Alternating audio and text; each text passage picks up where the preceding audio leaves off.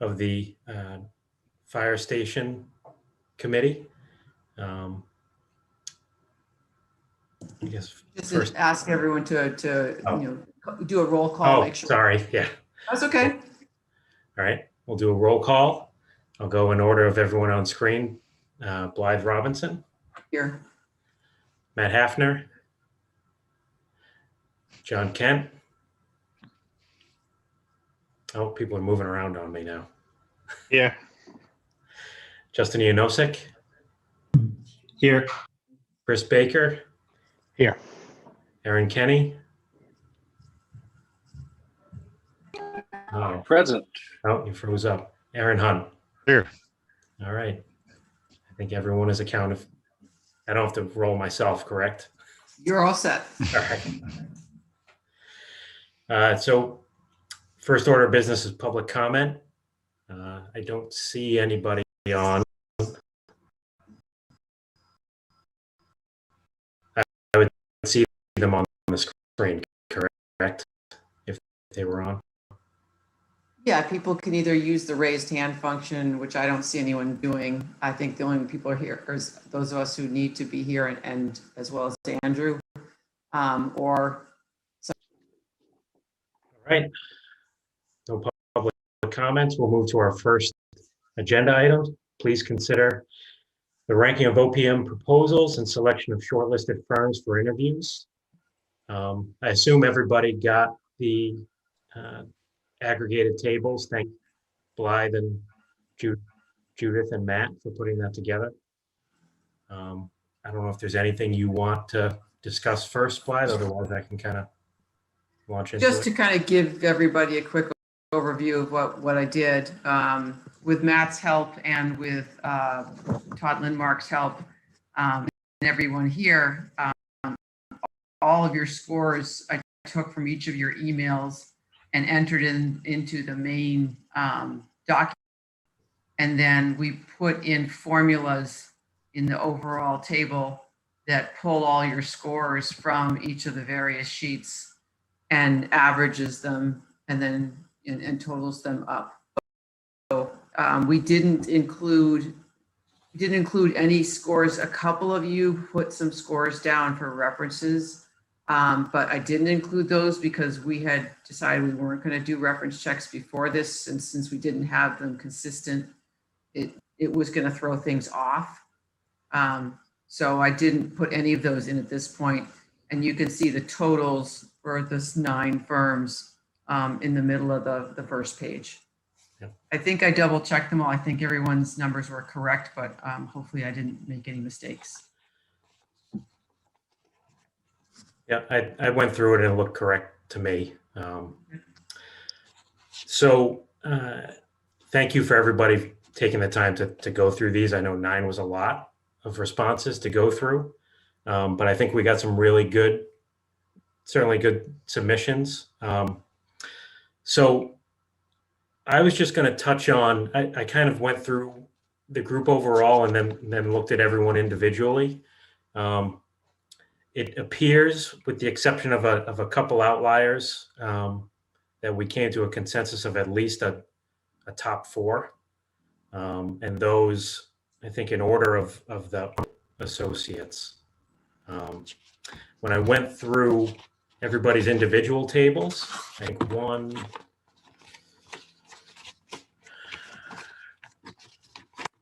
2, 3 people, that was their exact top 4. And then the other 4 people, it was 3 out of the top 4. Too deep of a dive into this would be that those are the 4 that we recommend for a short list. But I guess I want to open it to the floor and see if anybody wants to take a deeper discussion into any of these. Any thoughts or comments on those 4, or if there's anybody else that you think should be considered. Everybody scores. I think the assessment you make and the recommendation you give is reasonable. I mean, it seems like that's the consensus for, and looking at it and comparing everybody's scores, it does, without having to dive deeper into it, it seems like those would be the 4 top candidates to look into. Sure. Yeah, I mean, to me, 2 days of interviews, 4 seem manageable. Certainly, if people want to go down to 3, we could. I don't think I would feel comfortable going less than 3, but I felt like keeping the 4 at least got the majority. Like I said, at least 3 out of the 4 for everybody, of the ones that they rated most highly. I think the one that was, if anybody wanted to consider having 5 interviews, I don't know if that's anything that anybody wants to consider. 3 of you did have CBI consulting relatively high. I think Hunt, Sick, and Robinson. So if you feel strongly, we can add a 5th, but I don't know what anybody's appetite is to have 5 interviews.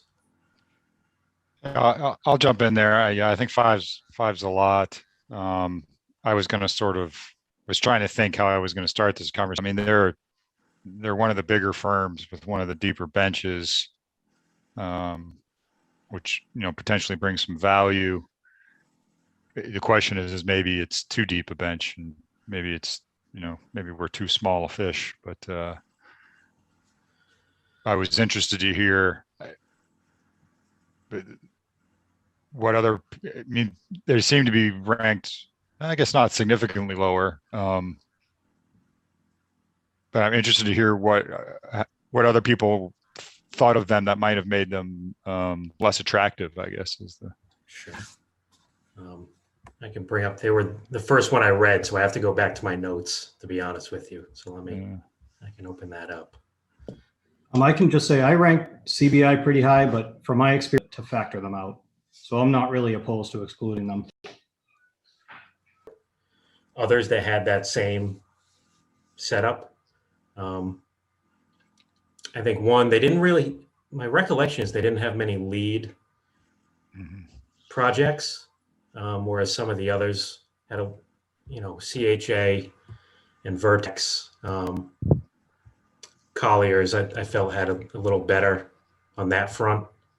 And then this is maybe minor, but I think when I was looking at their schedule, it looked like it had a couple of mistakes in it. One was the bidding timeline. I think they had is over a year. Now, maybe that's just a fat finger of a button, but just something I noticed going through it.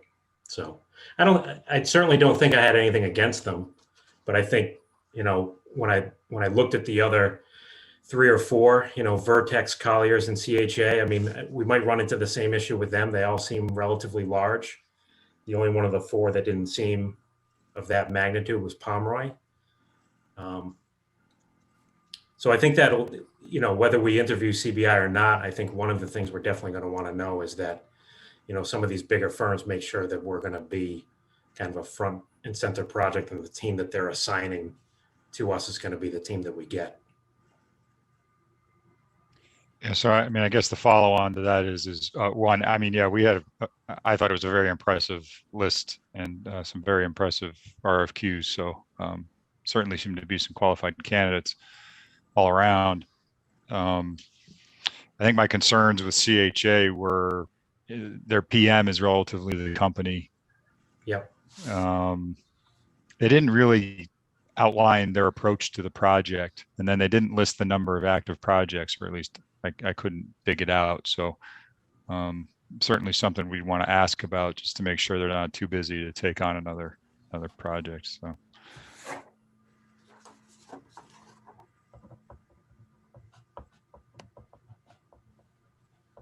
And my understanding from the police station history was the gentleman that I think the town was most interested in, he ended up leaving the firm after the town. And the team that we ended up with was myself, just if I'm calling them to set up the appointment, to stress that we want them to bring the team that they're proposing to the interview, and that's really critical. This is choosing those people is as much as important as choosing the firm in late 2024, regardless of when they thought how long we were taking to bid it. And actually, I think the only one that didn't was Vertex, and their schedule was pretty aggressive. That was one thing I noted. More aggressive. I had 2 firms ask, if we were stuck on our schedule, and we didn't get any formal requests, but, kind of off the record. So we're not absolutely stuck on our schedule, but we didn't want to be unrealistic. If it can be done well in a shorter amount of time, like, be realistic about what it does take to do a project like this. So I think May 24th. So it's gonna be a little tough. So we're already behind, but yeah, I think most of them seem to center it around getting to bids by that spring 2023 meeting. And then I think they just kind of backed it out from there because a lot of them have very similar dates.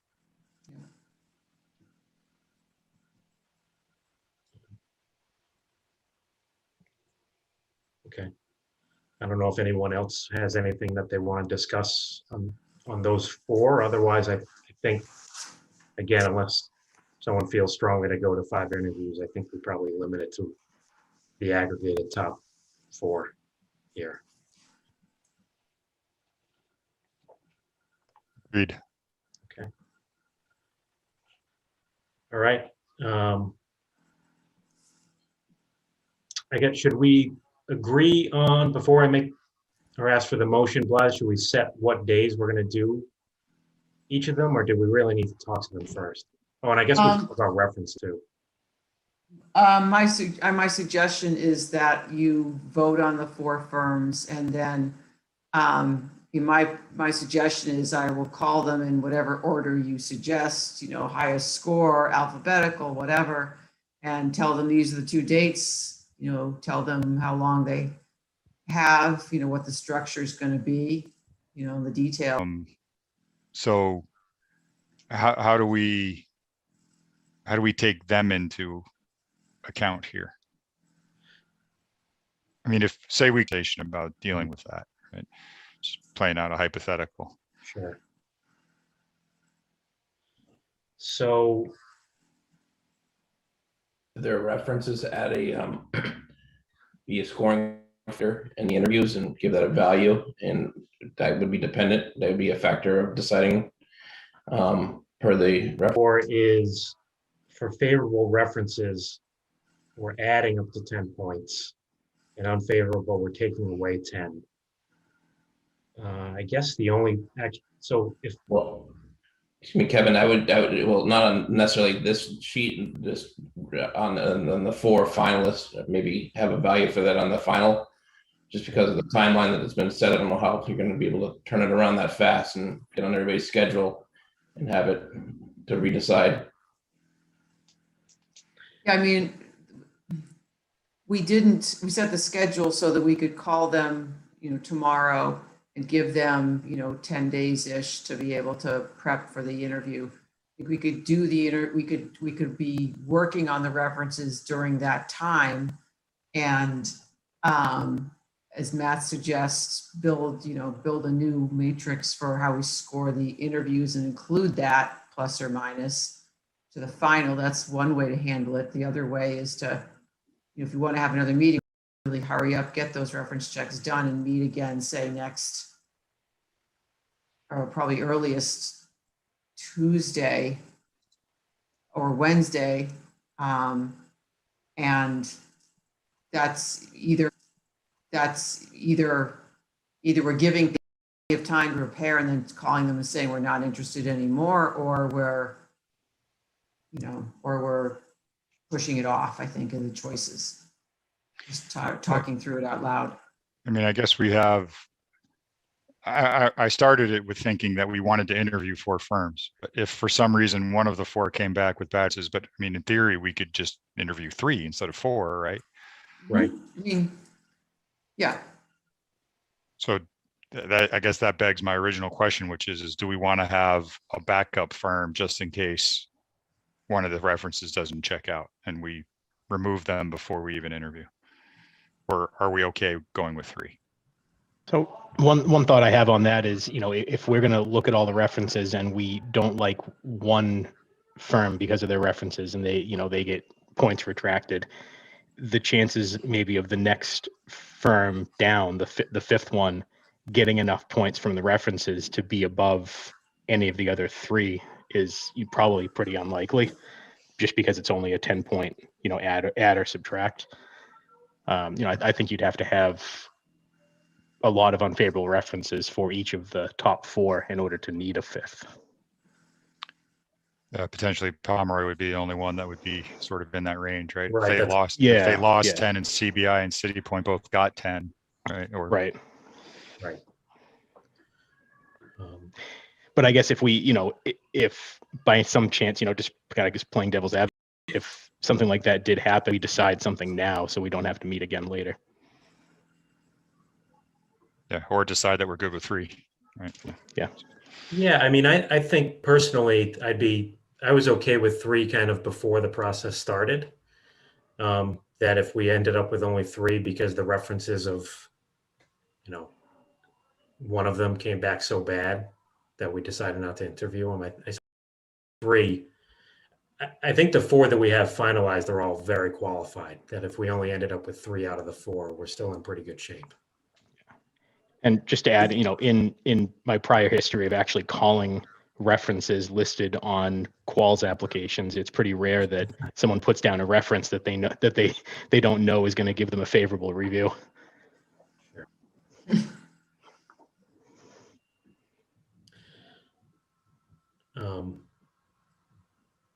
Okay, I was going to hold the conversation after we made the motion to how we contact the references. I assume that's an okay way to proceed, right? Glad we don't have to have that before we make the motion. Okay. All right. Is there any further discussion before I ask for that? All right. My associates, Colliers, project leaders, and CHA for the fire station project. So moved. Do I have a second? Second. The motion passes. Aye. Sorry, I jumped the gun. It's much easier when you're in person. I mean, I would suggest contacting them maybe in the order that we have them ranked. Okay, Live. yep, sure. Vertex is the highest, give them the choice of when they want to come in. And then move back from there. So I think it would be Vertex, then Colliers, CHA, and Pomeroy. Yep. I think as far as contacting the references, I kind of had 2 approaches. Was one person call all 4 companies? That might be a lot for one person. Otherwise, To populate the data from.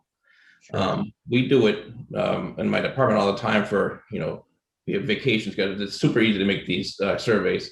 So I'd highly recommend going that route and then having it in there that is it okay for us to follow up with a phone call if we have further questions? And I really think it would save a lot of time and make it very clean.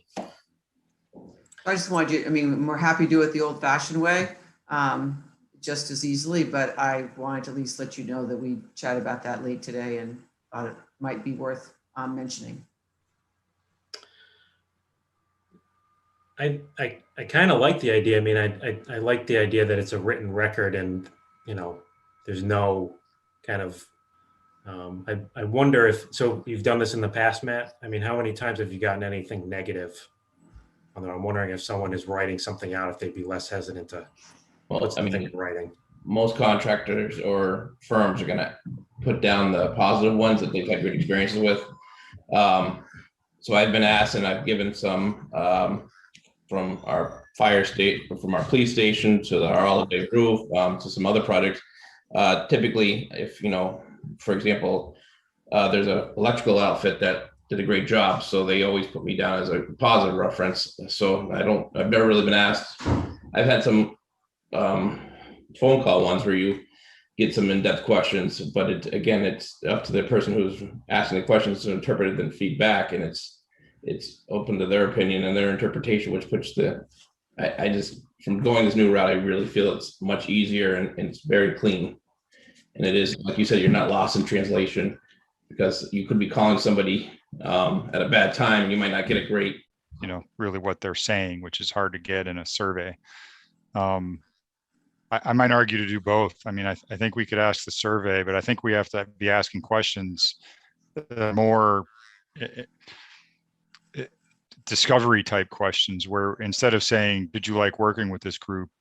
Maybe we say, you know, how did this group explain how this group went about solving difficult problems on your project, or something like that. And then they actually have to respond with, some sort of interpretive measure rather than a yes or a no, or that kind of I thing. mean, some of them listing 50 projects. If you found, one that you have contact with on number 37, you can do that.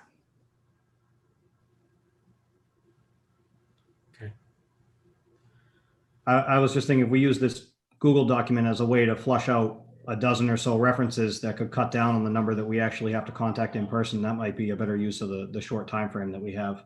Yeah, That's great. That's a that's great good point. idea. Yeah, it's a good idea.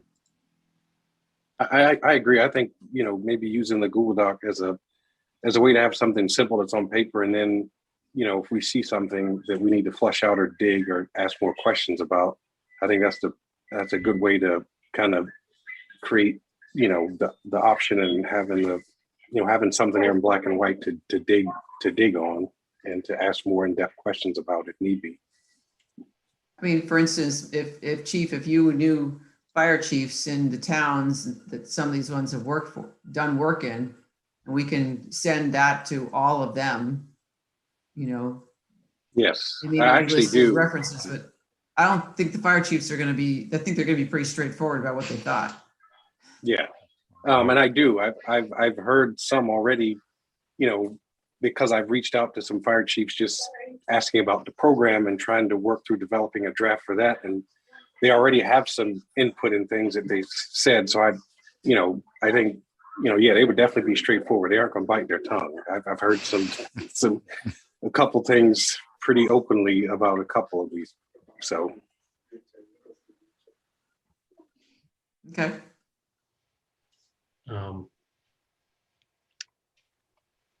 Okay. Do we want to decide tonight, to follow up? I think it's a good idea to at least follow up with maybe one or two of the references after we get the responses. I guess we could try and have a meeting next week after we get some of the responses to split up the responsibility, or just try and divvy it up tonight. If we have 4 volunteers, one takes each company. Let's just do it tonight. Yeah. I'll take one. Yeah, I'm certainly willing to take one also. I'll take one as well. Yep, and I'll take one. And then Chief Kenny's going to contact some fire chiefs, so there's a little bit more. So it's a good group there. Some coverage. Go ahead. I was writing down when people were speaking. So Aaron, myself, John, and Chris. Yes. Okay. If we want to do the Google survey, do one of you have experience with that, or would you like some help from Matt? Yeah, I do not have experience. Yeah, I don't either. Same. Matt, are you an expert yet? I'm not, but my partner, the other Matt, is very proficient at it. We can. The problem is just for deliberating if it's okay or not. I guess we could ask some standardized questions, throw it by Kevin to see if he's on board with them, and then send them out to as many references as possible, and try to get a large amount of responses. That is one of the things I wanted to do, Aaron, was ask them for follow-ups, and also ask them to put down the best numbers, because sometimes, and the best time to call, because it's amazing what happens when you have time, or so that was definitely a built-in question to follow up with. Is definitely, and they all do that, is can we contact you if we have further questions? What's a good number? What's a good time? And it definitely, if you make it easy for the person who's giving you information, you usually do much better with the results you're gonna get. Yeah. I mean, maybe we can, in the next day or two, just email Kevin some potential questions, and he can sort through the ones he thinks are Sure. the top 5, or I don't know, however many. And or I don't know if it'd work even better if you text or email Judith the questions. I'll put them together, then put it out. That way we're not following all the rules. Oh, yeah. As I learned, that would be serial communication. Judith not being on the team is our person. She's a great conduit, and she will get stuff rapid fire back out to everybody. Okay. Yeah, so if she wants to compile them and then send them to me, Clyde. Yep. So then I'll assign the companies just based on the order that we ranked them in, the order that people volunteered. So Aaron, you'll take Vertex. I guess let me know if you have an issue with any of these, but Vertex, I'll take Colliers. John, you'll have CHA, and Chris will have Pomeroy.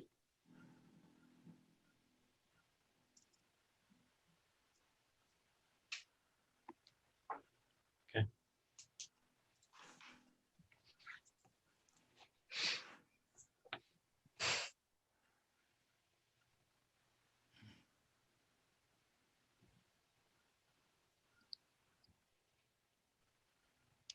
All right, I think we're all set with that agenda item then. So next agenda. Do you want to talk about the questions for the interviews? Oh, yeah, I'm sorry. Right. That's fine.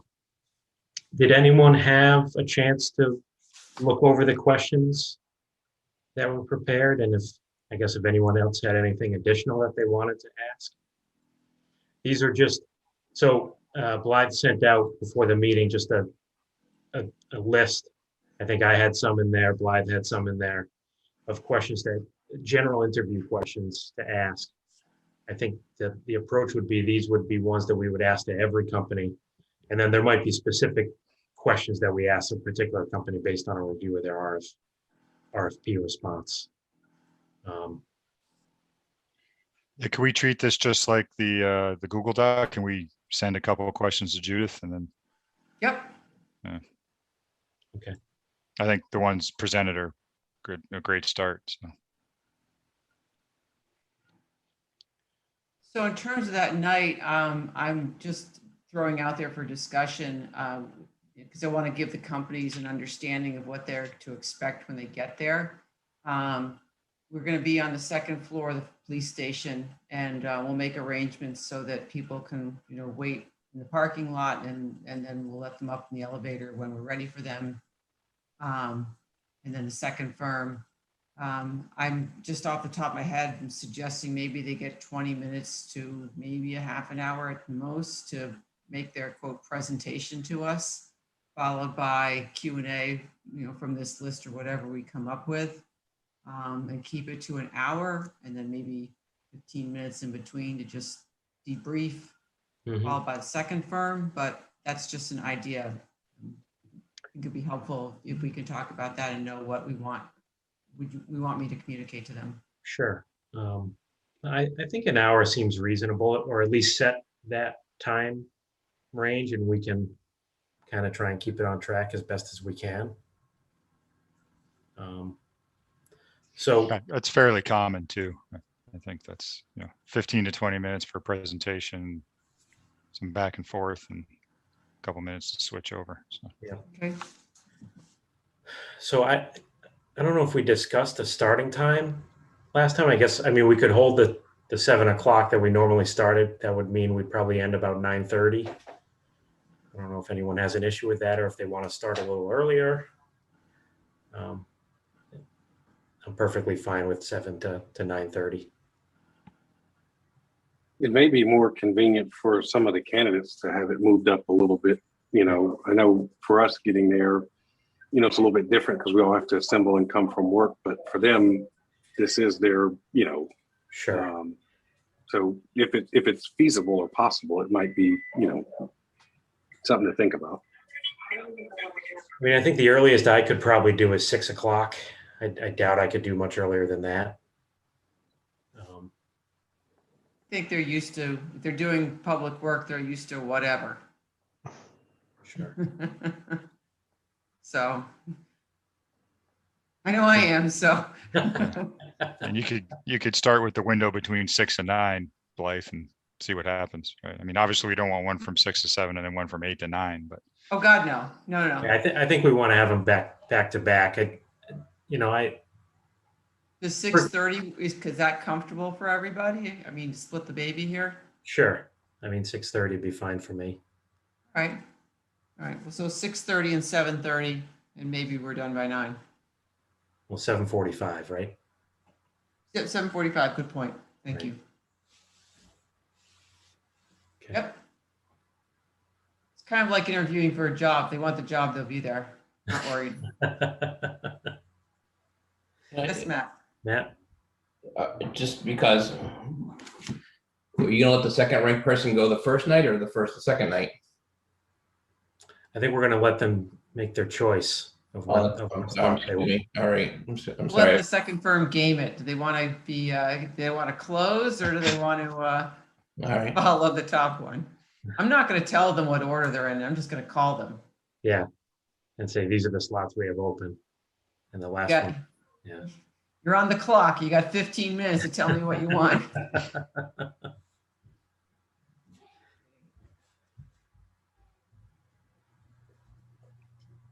Okay.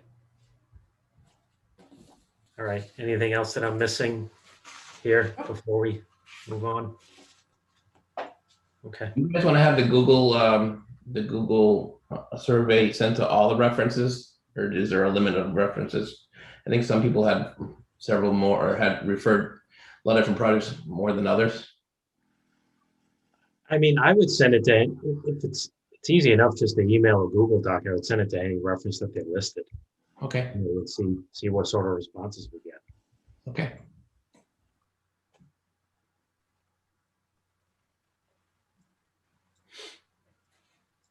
Great. Okay.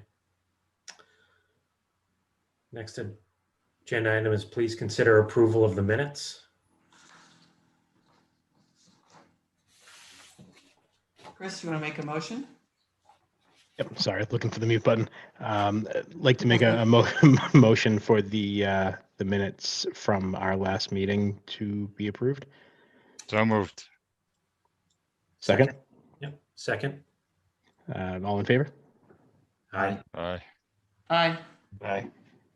All right. Right. I think I was supposed to do that part, right? But It's okay.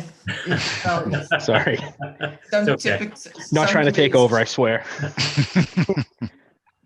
Some committees, the chair does it, some committees, the clerk does it. All right, we're good then. We gotta get Kevin a little gavel. Official. Again, I'll figure it out by like, I don't know, 2023. Oh, come on. I've already something like that. I've already messed up 3 times this meeting. We'll have lots of meetings to get really good at it. All right. By 2024, it's going to go really smoothly. Hope so. Just one thing to let the committee know, the select board set their calendar for 2022, and they typically meet less in the summer. Their first meeting of July would have been the 6th, but one of them is away. They picked July 20th as their meeting, which is a little later than I was hoping, because I wanted to get this contract done and dusted and, off to the races. So we'll see how the whole process goes and the timing of negotiating all of that. I'm not completely unsure. I can't talk them into an extra meeting before that, but worst case, it would be the 20th of July to make the recommendation and have them vote on the award. Okay. So, Blythe, I did have a question related to fee. How are we handling? Are we asking them to recommend a fee? Are we not allowed to talk about fee?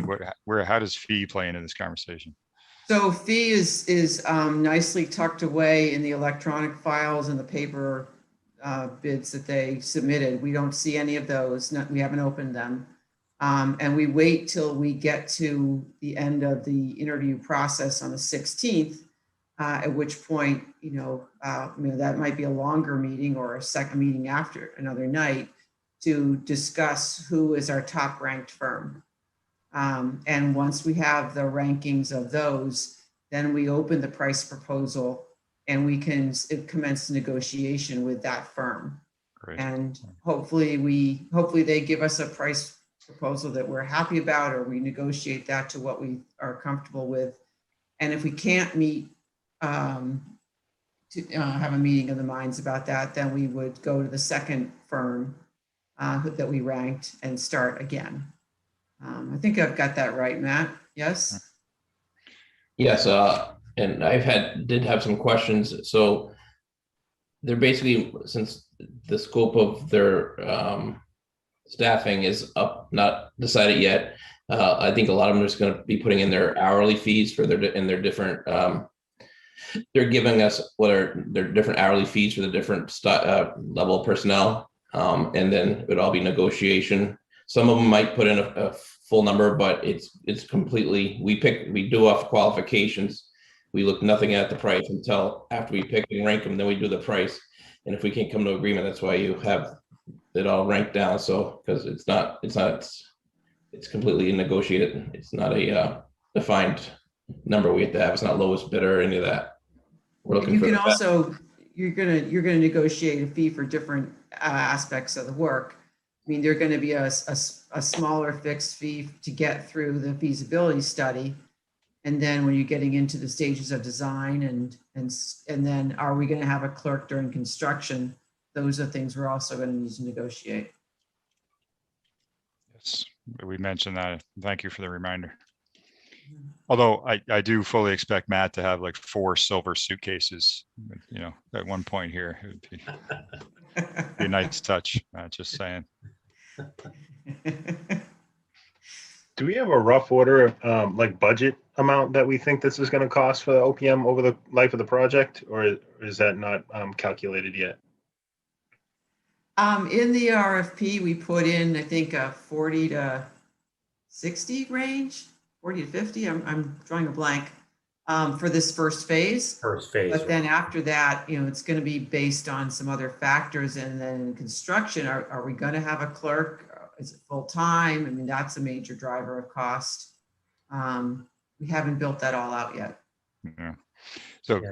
John, picking up on that, because I think I asked the question last time, we really hammered down on just what we knew now, which was this feasibility study, and we set the fee to that. And then I think we all agreed that the main point of this feasibility study was try and better understand the scope of the project, at which point we would negotiate the fees based on what, you know, Matt was saying is in all likelihood an hourly fee schedule that is going to be part of this proposal. So don't know if that Yeah, helps. I foresee us negotiating a base contract, and then we'll have amendments as the additional work comes. Yeah. Also, if we get to, you know, we pick one of these firms and we get through feasibility, you just can't stand them and you just can't imagine working with them the rest of it. You know, it would be a bit of torture perhaps, but we can go back out and find another one. Hopefully that's not the case. We'll make the right decision the first time. We'll deal with that. That is one thing, just because it's on my mind often. One thing we definitely are going to have to really hammer down is obviously the more OPM services, the more it's going to cost. And I'm very curious I don't have a vote in it, but I'm very curious what they propose, because a couple of them basically are having full-time clerk of the works and having project managers and senior project managers. And for a project the scale of a fire station, personally, I think oversight is wonderful. We need to have it ran properly, but it does scare me if we don't have some sort of anticipation what we're going to want, because this could be a couple $100,000 or it could be $1 million in OPM fees by the time the project's done. So I think we definitely want to go into this with some sort of expectations of what we're looking for, even we're not fully versed in it, but because we're going to have to, you know, drive this ship to make the best decision and what the appropriate level. And right now, having it wide open, I know we're going to listen to their proposals, but I just want to be careful that we don't spend an enormous amount of funds where we're going to need it for other parts of the project on all OPM services, because they'll sell us. But we kind of scoped that out too. Like we had a conversation about, you know, a percentage range that we thought would be reasonable, right? I don't remember what it was, but Yeah, I mean, I I mean, think there were some sort of brackets, I guess is my point. It wasn't Right. quite. Yes. Yeah, I think we talked about a rough range, and I think as the project, as we start to come out of the feasibility study, I think we'll get a better sense of what we're really gonna need. I think trying to set that now is really just throwing darts. You know, we don't even know what we need to do yet, really. All right. Anything else that anyone wants to discuss? We didn't set a date for when our questions are due. About 10 minutes from now. End of the day tomorrow. As early as you can, only because Judith is here till 6, and so it would be great if she can get those and we can get them to Kevin and back to Matt. So I'm sure she'll copy me out, but if you could put it on your earlier in the day rather than later in the day schedule tomorrow, that would be great. Yeah, and I'll make sure to check my email regularly tomorrow. That'd be great. You can give me a call when she sends it if you want. Why, so I think to check it. Yeah. To clarify, the survey questions, and also you also have interview questions too, right? So you want to designate where you're wanting them to go. Yeah, Thank you, Matt. Good point. yeah, good point. I think the interview questions can probably wait. It's Sure. really the Google survey questions that I think are most critical, because we're trying to get that out, on tomorrow or on Monday? Ideally Monday at the latest. Yeah, Yeah. so if we can kind of, So do we want to pick a date for the interview questions, or we don't want to leave it open? Maybe next Wednesday. Next Wednesday. so we'll say, yeah, so we'll say no later than 11 a.m. tomorrow for, we said early in the day, right? We better. How about, you know, like We better 1 o'clock? adjourn quick. All right, you want to say 1 o'clock? Yeah. Okay, Just so you have time to look at them and then we have time to send them back out. sure. Get them to Matt. Okay, I mean, I don't mind for me personally, I don't mind if it's Friday, but she's not in on Friday, so. okay. So we'll say 1 o'clock tomorrow. 1 o'clock tomorrow and 5 p.m. on the 9th. Sure. Sure, 5 p.m. on the 9th.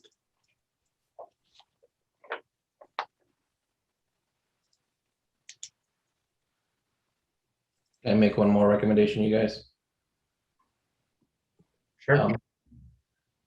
For your interview questions, I would think it would be appropriate for each of you guys to ask 2 questions at least, because a lot of you guys are going to ask similar questions, I imagine, but something that I would highly recommend everybody with their own backgrounds to have something specific and not just all cookie cutter questions for the interview, but and that way you'll have a piece of the decision with your own view and your own prism. And I would definitely recommend 2 and not just 1, because I bet a couple of you guys are gonna have pretty much the same question. So just to make it easier, if you're thinking about it, maybe jot down a couple. Yeah, I mean, that would end up being 14 questions. I'm not sure if that's too much, but I'm happy to seed a question or 2 to others. Yeah. You know, to make sure we get good questions from fire or from your technical backgrounds. The questions have to be the same for all the candidates, correct? It's important so that we have a good basis to compare. Yeah, I think if we can have, 9 or 10 questions that we're asking everybody, then we can certainly follow up from there if we have specific questions based on their answers. Yeah, if someone says, I think you should paint your fire station chartreuse, like a follow-up question, well, why the heck would you do that? I hope someone answers that one. There goes my first question. Great.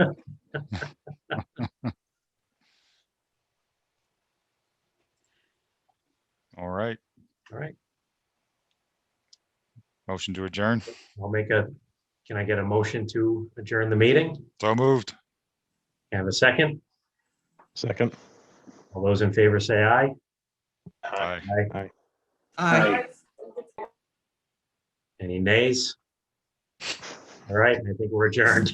Thank Right, you, everybody. everyone. All right, thanks, everyone. All right, have a good night. Yep.